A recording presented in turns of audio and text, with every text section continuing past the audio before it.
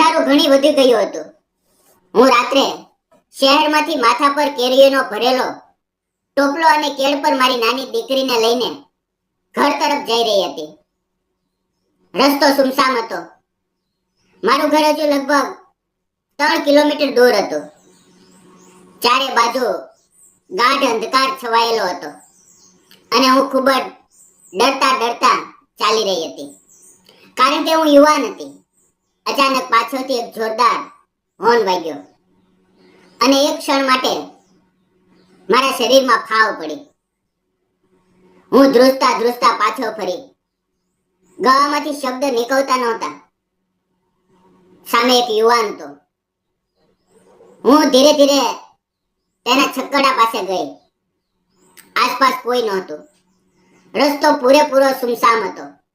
માત્ર હું અને તે યુવાન, અમે બંને જ હતા. અને અચાનક કંઈક એવું થયું. તો મિત્રો, મારું નામ રમીલા છે અને હું 30 વર્ષની છું અને વિધવા છું. મારા પતિના મૃત્યુ પછી હું એકલી રહું છું. મારે સાસુ સસરા નથી. બસ 7-8 મહિનાની એક નાની બાળકી દીકરી છે. હું અંદરથી ખૂબ તૂટી ગઈ છું, પણ તેમ છતાં ફક્ત મારી દીકરીને જોઈને જીવી રહી છું. મિત્રો, મારા ઘરની સામે આંબાના 4-5 ઝાડ હતા. તેના પરથી કેરીઓ તોડીને મેં બાજુના બજારમાં વેચવાનું વિચાર્યું, કારણ કે તે દિવસે મારી દીકરી ખૂબ બીમાર હતી. તાવના લીધે તેનું શરીર ધગધગતું હતું અને મારે તેને હોસ્પિટલ લઈ જવાની હતી. મારી પાસે પૈસા નહોતા, એટલે વિચાર્યું કે કેરી વેચી દઉં. તેમાંથી જે પણ પૈસા મળશે તેનાથી તેને હોસ્પિટલ લઈ જઈશ. મેં કેરીઓને ટોપલામાં ભરી દીકરીને ખોવામાં લીધી અને પગપાળા બજાર તરફ ચાલી નીકળી. મારું ઘર બજારથી લગભગ 3 કિલોમીટર દૂર હતું. તે બજાર શહેરમાં ભરાતું હતું અને ત્યાં જ હોસ્પિટલ પણ હતી, એટલે હું ત્યાં જતી રહી. બજારમાં જઈને બેઠી અને આજુબાજુ જોયું કે મારી પાસે બીજા કેટલાક લોકો પણ કેરી વેચી રહ્યા હતા. તેમની કેરી સોનેરી અને ચમકદાર હતી, કારણ કે તેમણે રાસાયણિક દવા નાખીને પકવી હતી અને મારી કેરીઓ કુદરતી રીતે પાકેલી હતી, તેથી ઉપરથી થોડા ડાઘ લાગેલા હતા. એટલે ગ્રાહકો આવતા તેમને અટતા પણ પાછી મૂકી દેતા. હું બપોરની બેઠી હતી. દરેક ગ્રાહક કેરી ઉઠાવે, ડાઘ જોઈને નાપસંદ કરે અને જતો રહે. મને ખૂબ ખરાબ લાગતું. મારી આસપાસ બીજા બેઠેલા લોકોની બધાની જ કેરીઓ વેચાઈ ગઈ, પણ મારી એક પણ ન વેચાય. મારી દીકરી સતત તાવમાં તપી રહી હતી. ક્યારેક તાવ ઓછો થતો તો ક્યારેક ફરી વધી જતો. તેના ચહેરાની હાલત જોઈને મારું દિલ તૂટી જતું. હવે સાંજ પડી ગઈ, પણ 1 કિલો કેરી પણ ન વેચાય. મારી આંખોમાંથી આંસુ આવી ગયા. મને સમજાતું નહોતું કે શું કરું. મેં આખો દિવસમાં કંઈ ખાધું નહોતું. ભૂખના લીધે પેટમાં બળતરા થતી હતી. દીકરીને બસ દૂધ પીવડાવ્યું હતું. પોતે પાણી પીને ભૂખ દબાવવાની કોશિશ કરી હતી. હવે ધીરે ધીરે બજાર ખાલી થવા લાગ્યું. લોકો પોતપોતાનો સામાન સમેટીને જવા લાગ્યા અને મારી બધી આશાઓ ખતમ થઈ ગઈ. ઘરમાં 1 રૂપિયો પણ નહોતો. મેં મારો ટોપલો બાંધ્યો, માથા પર મૂક્યો, દીકરીને કેળ પર મજબૂત પકડી અને ઘર તરફ અંધારાના રસ્તા પર ચાલવા લાગી. અંધારું વધતું જતું હતું. રસ્તામાં કોઈ માણસ નજર નહોતું આવતું. હું લગભગ 1 કિલોમીટર ચાલી, પણ ડરના લીધે મારું દિલ જોરથી ધડકવા લાગ્યું. દીકરી ખોવામાં તાવથી તપી રહી હતી. શું કરવું કાંઈ સમજાતું નહોતું. ત્યારે જ પાછળથી હોર્નનો અવાજ આવ્યો. હું ચોંકી ગઈ. પાછળ ફરીને જોયું તો એક છકડો, એટલે કે ટેમ્પો, જેને આપણે ગામડામાં કહીએ છીએ, તે ઊભો હતો. છકડાવાળો બોલ્યો, ભાભી, ભાભી, આટલી અંધારી રાતે એકલા ક્યાં જઈ રહ્યા છો? મેં ધ્યાનથી જોયું તો તે અમારા ગામનો મુકેશ હતો. તેણે મને ઓળખી લીધી. મારી આંખોમાં આંસુ આવી ગયા. મેં જવાબ આપ્યો, ઘરે જઈ રહી છું. તેણે તરત જ છકડો રોક્યો અને બોલ્યો, ભાભી, છકડામાં બેસી જાઓ. આટલી રાતે, આટલા અંધારામાં આવી રીતે બાળકને લઈને ચાલવું ઠીક નથી. હું બાળકી સાથે છકડામાં બેસી ગઈ, પણ મનમાં ખૂબ ભાર હતો અને હું મારી જાતને રોકી શકી નહીં. રડવા લાગી. મુકેશ મારી સામે જોતા બોલ્યો, શું થયું? કેમ રડો છો? મારી આંખોમાંથી આંસુ રોકાતા નહોતા. મેં ખચકાતા કહ્યું, મારી દીકરી ખૂબ બીમાર છે, તાવમાં તપે છે.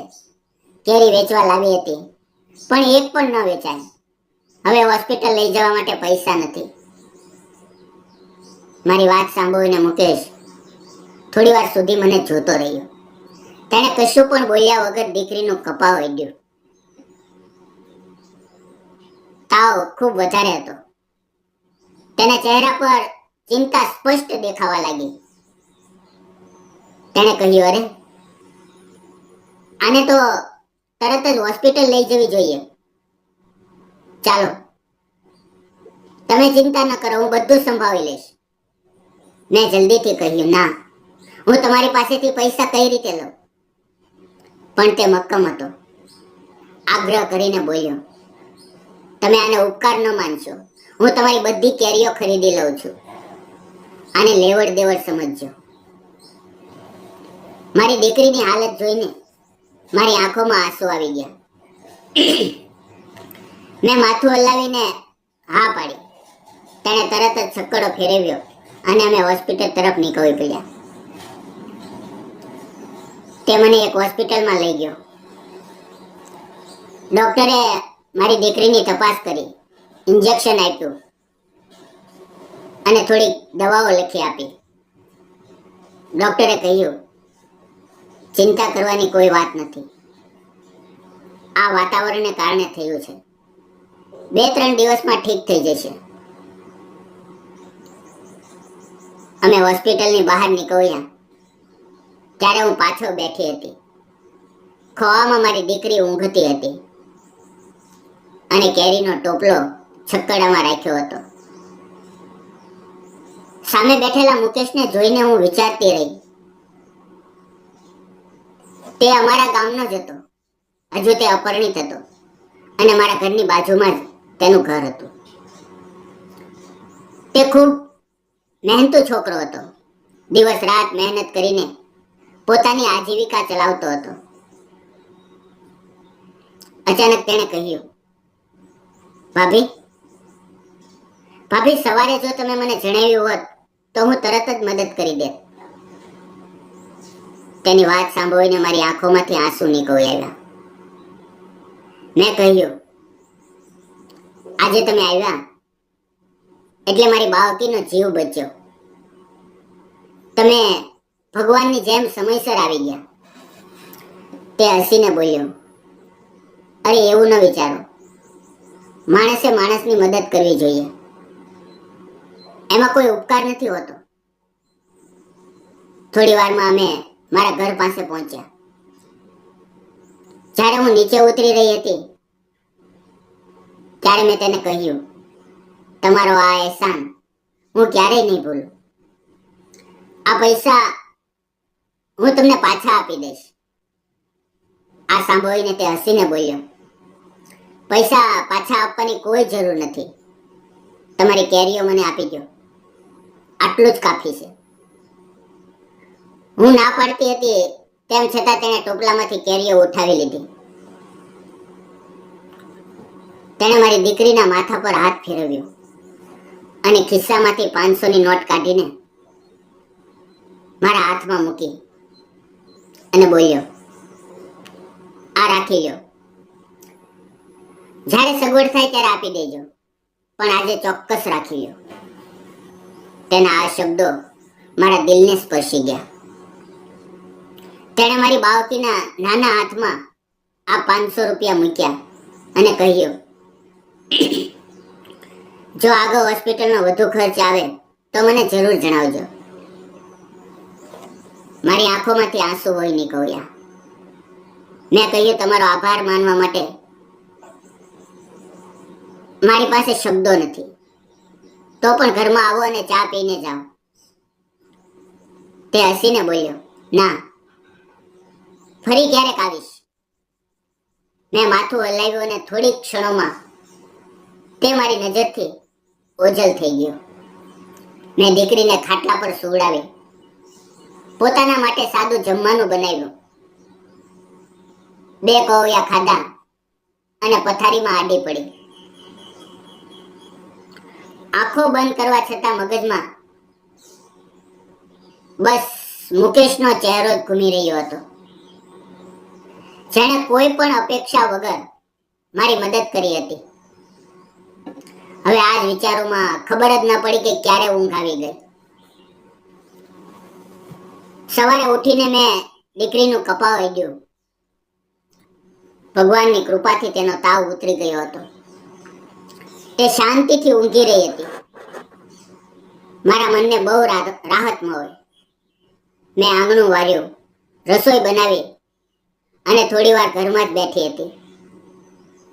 ત્યાં જ દરવાજે ગાડી ઊભી રહેવાનો અવાજ આવ્યો. હું બહાર નીકળી તો જોયું કે મુકેશ છકડામાંથી ઉતરીને ધીરે ધીરે મારા ઘર તરફ આવી રહ્યો હતો. દરવાજે આવીને તે રોકાયો અને બોલ્યો, ભાભી, અંદર આવી શકું? મેં હસીને કહ્યું, હા, આવો ને. મેં ઘરમાંથી જૂની ચટાઈ બિછાવી અને તેને બેસવા માટે કહ્યું. તે બેસી ગયો અને મારા મનમાં અજાણતા જ કંઈક નવા અહેસાસ જાગવા લાગ્યા. મુકેશે મારી દીકરી તરફ જોયું અને બોલ્યો, હવે બાવકીને કેમ છે? મેં મુસ્કુરાઈને કહ્યું, ઠીક છે. હવે બધું તમારી મદદથી સારું થઈ ગયું છે. તે તરત બોલ્યો, એવું ન વિચારો. કાલની જેમ મને આટલો પરેશાન ન કરો. બાવકી જલ્દી જ પૂરી રીતે ઠીક થઈ જશે. પછી મેં તેના માટે ચા બનાવી અને અમે બંને દિવાલને ટેકો દઈને બેસીને ચા પીવા લાગ્યા. મિત્રો, એ શાંત માહોલમાં અમારી નજરો એકબીજા સાથે ટકરાઈ. થોડી ક્ષણો સુધી તે મને જોતો રહ્યો અને હું પણ તેની સામે જોતી રહી. તેની આંખોમાં કંઈક અનકહી વાતો હતી, જાણે તે શબ્દો વગર જ કંઈક કહી રહ્યો હોય. થોડી વાર પછી તે ઊભો થયો અને બોલ્યો, જો કોઈ વસ્તુની જરૂર હોય તો કહેજો, બાકી હવે હું નીકળું છું.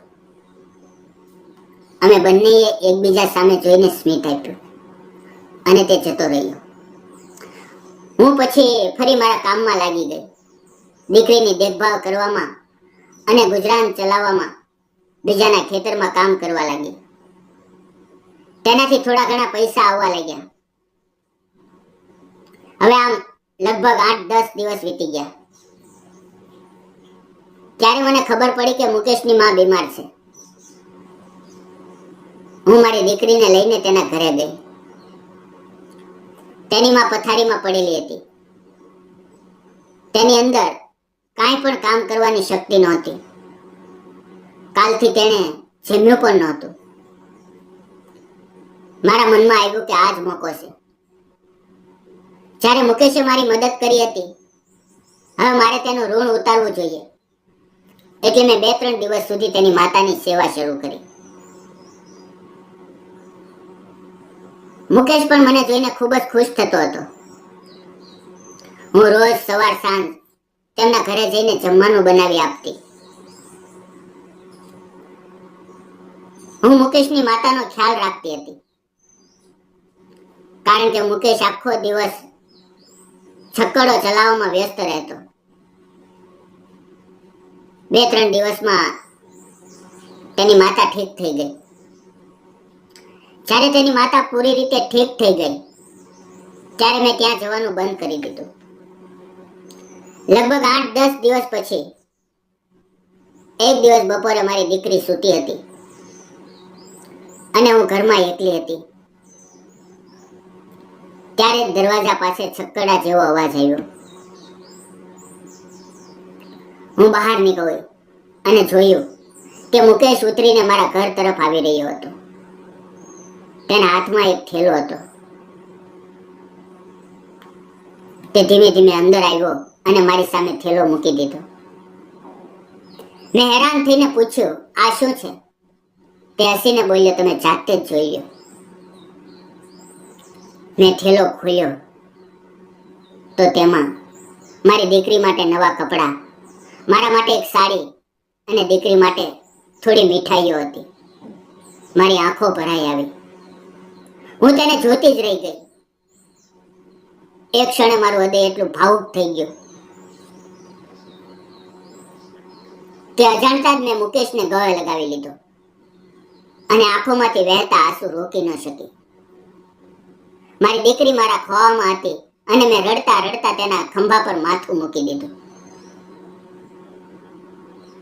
તેણે વહાલથી મારા માથા પર હાથ ફેરવ્યો અને મારા આંસુ લૂછ્યા. અમે બંને એકબીજાની આંખોમાં જોઈ રહ્યા હતા અને તે નજરો જ બધું કહી રહી હતી. તેણે મારો હાથ પોતાના હાથમાં લીધો અને ધીરેથી બોલ્યો, રમીલા, રમીલા, ઘણા દિવસોથી મારા દિલમાં એક વાત છે. મને તમે બહુ ગમો છો. હું તમને પ્રેમ કરું છું. તમે મારી માતાની સેવા કરી, મને સહારો આપ્યો. મને લાગે છે કે તમે જ મારા જીવનના સાચા સાથી છો. હું તમારી સાથે લગ્ન કરવા માંગુ છું. તમારી દીકરી હવે મારી દીકરી હશે અને તમારું દુઃખ મારું દુઃખ હશે. તેના આ શબ્દોએ મારી આંખોમાં ફરી આંસુ લાવી દીધા. હું તેના આલિંગનમાં સમાઈ ગઈ અને માથું નમાવીને હલાવીને હા કહી દીધું. તેણે મારો હાથ મજબૂતીથી પકડ્યો અને બોલ્યો, હું તને અને તારી દીકરીને દિલથી સ્વીકારું છું. એક ક્ષણે મારું દિલ હળવું થઈ ગયું અને મને જિંદગીમાં ફરી એક નવી આશાનું કિરણ દેખાયું.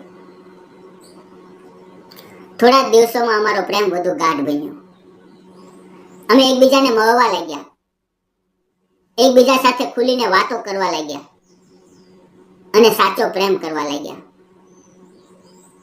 પછી એક દિવસ મુકેશ તેની માતાને લઈને મારા ઘરે આવ્યો. તેણે તેની માતાને બધું જ જણાવી દીધું હતું. મેં તેમના માટે ચા પાણી તૈયાર કર્યા.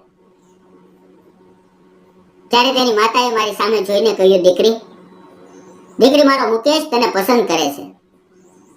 તું વિધવા છે, તારી એક નાની દીકરી છે, તારે સહારાની જરૂર છે અને મને ખાતરી છે કે તું મારા દીકરા માટે યોગ્ય છે. તારો સ્વભાવ મને ખૂબ ગમ્યો છે. મને લાગે છે કે તમારા બંનેએ લગ્ન કરી લેવા જોઈએ. તેમની આ વાતો સાંભળીને મારી આંખોમાંથી ખુશીના આંસુ નીકળી પડ્યા. આખરે અમારા લગ્ન નક્કી થયા અને થોડા જ દિવસોમાં ગામમાં સાદગીથી અમારા લગ્ન થઈ ગયા. આજે હું અને મુકેશ અમારા નાનકડા સંસારમાં ખૂબ જ ખુશ છીએ. મારી દીકરી હવે તેને પપ્પા કહે છે અને તેના ચહેરાની મુસ્કાન જોઈને મને હંમેશા લાગે છે કે ભગવાને મને સાચા સમયે સાચો સાથી આપ્યો. મિત્રો, તમને શું લાગે છે? મુકેશે મારી સાથે લગ્ન કર્યા, શું તે સાચું હતું કે ખોટું? અને જો તમે મારી જગ્યાએ હોત તો શું કરત? કોમેન્ટમાં જરૂર જણાવજો. જિંદગીમાં મુશ્કેલીઓ આવે છે, દુઃખ આવે છે, પણ સાચી માનવતા એ જ છે જે આવા સમયે કોઈને સહારો આપી શકે, કોઈનો હાથ પકડી શકે. પ્રેમ ફક્ત ચહેરાથી નથી હોતો, પણ એકબીજાના જખમોને સમજવા અને તેને ભરવાથી હોય છે. વિધવા હોય કે અન્ય કોઈ, જેણે જીવનમાં દર્દ જોયું હોય, જો પ્રેમ સાચો હોય, ભરોસો અને સાથ હોય, તો જિંદગી ફરીથી ખીલી શકે છે. તેથી ક્યારેય કોઈનો ભૂતકાળ ન જુઓ, તેમનું દિલ અને સ્વભાવ જુઓ. એ જ જિંદગીને સુંદર બનાવે છે. જો તમને આ પ્રેમ કહાની પસંદ આવી હોય તો વિડીયોને લાઈક કરો, શેર કરો અને ચેનલને સબસ્ક્રાઇબ કરવાનું ભૂલતા નહીં. ધન્યવાદ મિત્રો. અને આ વિડીયોમાં આવેલા નામ, પાત્ર અને ઘટના ફક્ત કાલ્પનિક હતા. તેનો કોઈ પણ વ્યક્તિ, જાતિ કે ધર્મ સાથે સંબંધ નથી. આ વાર્તા ફક્ત શૈક્ષણિક અને મનોરંજનના ઉદ્દેશથી બનાવવામાં આવી હતી. તેને અન્યથા ન જોશો. ધન્યવાદ.